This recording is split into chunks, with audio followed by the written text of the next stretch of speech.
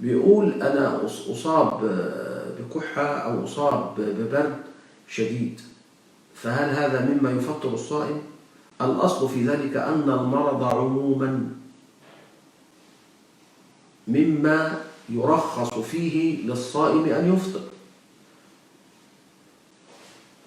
قال الله تعالى: فمن كان مريضا أو على سفر فعدة من أيام أخرى يريد الله بكم اليسر ولا يريد بكم العسر، فهذا من فضل الله تعالى علينا.